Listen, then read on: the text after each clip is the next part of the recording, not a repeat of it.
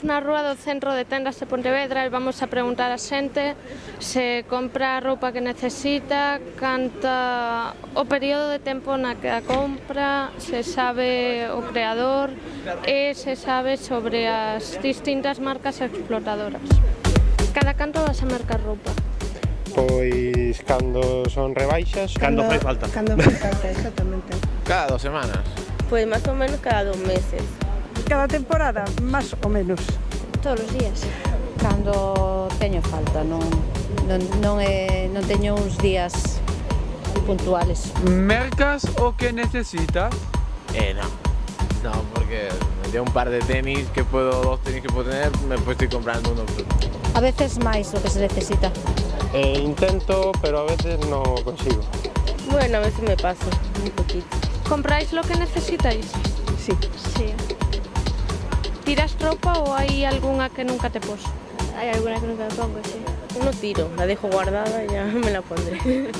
Solo utilizar a roupa que compro e logo se está, bueno, se pode usar algún irmán pequeno ou algún familiar, pois, e lle gusta ben, e se non, pois, o contenedor da roupa. La ropa que no uso la suelo regalar. Hay alguna que la guardas por si la puedes poner cuando estés más delgada. Al final acabas tirándola pasados 15 años. Teño moita roupa que nunca me poño, pero dame pena tirala, sí. ¿Deixaste levar polas marcas? No. Sí. Sí. No, a mí lo que me gusta me lo compro. Sí, no. Hai cousiñas, por exemplo, en deporte e demais, sí que tiro máis para unha marca e por outra, pero bueno, se me gusta, pois para mí non é un impedimento. Miras a etiqueta? Sí, claro, económicamente cuesta. Sobre todo si miran por las marcas, que a veces sale un poco caro. Sí, me gusta saber la composición. Sí. Sabes onde foi fabricada a roupa que mercas? Ni idea. Sí. Sei que moitas veces de algún país tipo, non sei, Indonesia, China ou así, pero bueno, non é algo que preste especial atención. No, la verdad es que no. Supongo que será en países del tercer mundo porque al fin y al cabo las empresas se tienen que beneficiar. Procuro coller que sea fabricado en España. ¿Sabes quién la fabrica? Yo creo que sí. Lógicamente no. Tampoco. Simplemente miro a marca e dou por suposto que esa marca é a que fabrica, pero bueno, non é algo que tampouco me fijo. Se te digo que moita da roupa que vestimos a fabrican mulleres de países empobrecidos en malas condicións, que dis? Que ya lo sé. Sí, no me extrañaría nada. Es un aprovechamiento por parte de las empresas de la situación social, económica, mundial. Seguramente le pagarán muy poquito y aquí se paga tanto por la ropa y allí no les pagan nada. Es una pena, en verdad. Pois seguramente sexa verdade porque é algo que tratan de ocultar, en moitos casos é certo, pero como é algo mal visto, pois non se enseña. Crees que pagaría a pena mercar menos roupa pero que estivera fabricada en condicións dignas? Sí. Sí. Claro, es que además la ropa que está confeccionada más cerca, vamos a decir, suele ser mejor. Lo que tiene la ropa confeccionada en estos países en donde la gente está explotada casi al 100%, no es de la calidad que puedes encontrar en ropa confeccionada en Europa o incluso en España, suele ser más cara.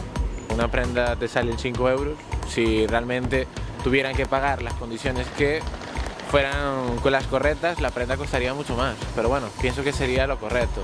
Claro, o que había que procurar é iso, que comprar a roupa donde respeten dereitos os traballadores, pero bueno, como iso é algo que se oculta e moitas veces pois miramos para outro lado, pois non é moi raro que se cumpla ou que nos poñamos cousas da nosa parte para que se faga así. Entonces, claro, moita xente en ese aspecto somos egoístas e dicimos, bueno, pois mira, esta vez non estaría ben, pero moitas veces iso non é o primeiro para nós. O primeiro para nós é compralo e telo e na máis.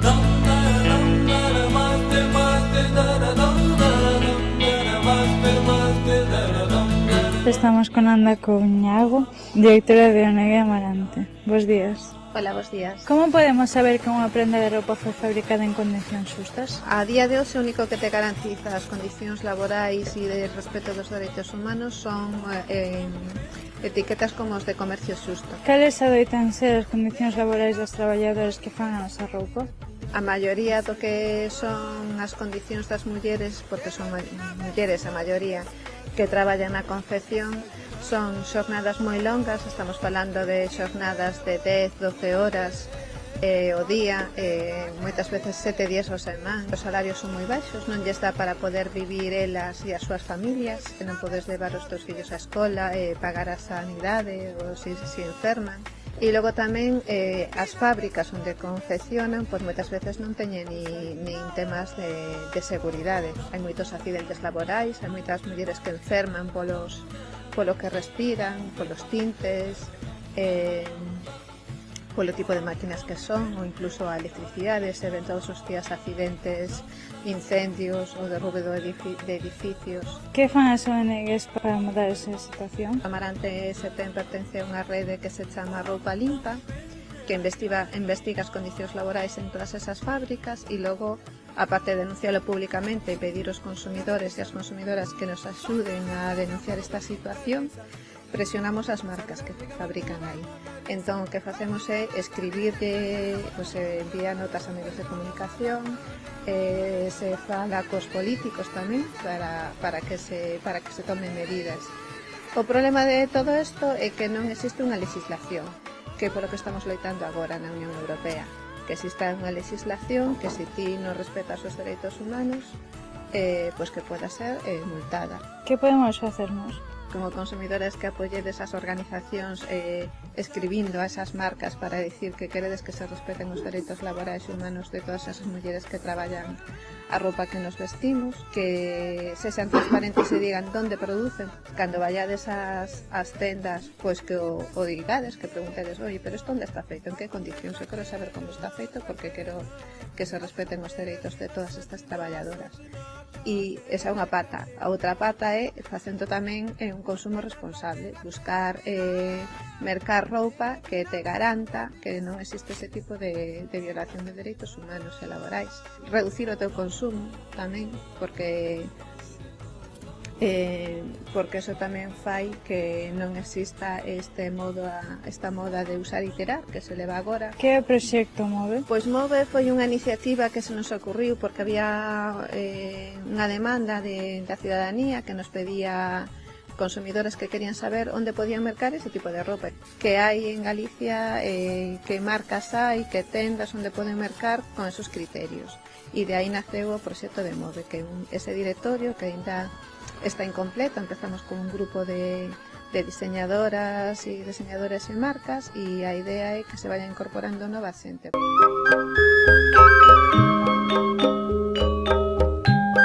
Estamos con Francisco e Patricia da Canalla.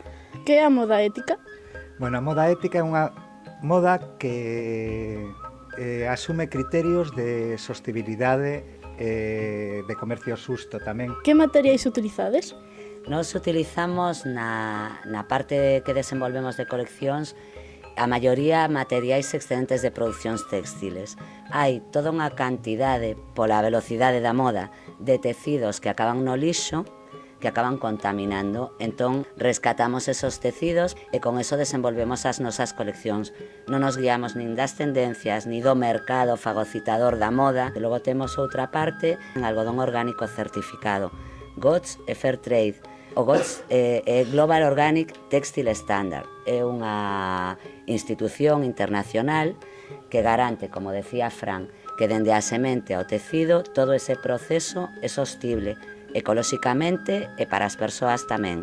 E Fair Trade é comercio xusto e que tamén garante que se cobra o xusto, que hai igualdade de xénero, que os espacios de traballo son adecuados, que non hai explotación infantil ni adulta. Tamén rescatamos prendas. Rescatar prendas é un pouco o concepto que se había antes de non tirar unha prenda que é boa, que é de boa calidade, que ten certo valor emocional para ti. E nós o que facemos con esas prendas é transformalas, pois podemos facer de unha camisa unha saia, de un abrigo unha cazadora, e as intervimos tamén estéticamente con estampados, bordados, intervindo na estrutura da prenda. Resulta rendible traballar deste xeito? que a rendibilidade depende de en que parámetros. A nivel humano resulta o máis rendible que hai no universo. A nivel económico non é doado porque o sistema non está preparado, en xeral a estrutura macroestrutura non está pensada para este tipo de traballo. Pero é verdade que, como é a única maneira de manter o mundo dun xeito decente e digno, ti faz porque sexa rendible. E para non ser unha opción de vida, a única. Todos agora estamos acostumados a ir por cualquier cadea ou por cualquier tenda cada semana. É tan rápido porque en algún outro sitio que non é aquí, incluso aquí se están facendo as cousas mal, non? Explotando a xente, contaminando o planeta ou explotando a nenos, non? Entonces, temos que ser conscientes como cidadáns, como seres humanos, que como non cambiemos un pouco o xeito, o planeta non dá. Somos neste momento pois máis de 7.000 millóns de habitantes no planeta e temos que intentar ser solidarios e acostumamos a que o rendemento non é que un teña 100 e outro teña 0,5, non? En que proxecto estades a traballar agora? A finales do ano pasado sacamos unha liña nova de La Canalla que é a roupa de cama. Sabas en algodón orgánico, certificado, cun deseño propio no que emborcamos un pouco todas as iconas da nosa traxectoria destos 20 anos.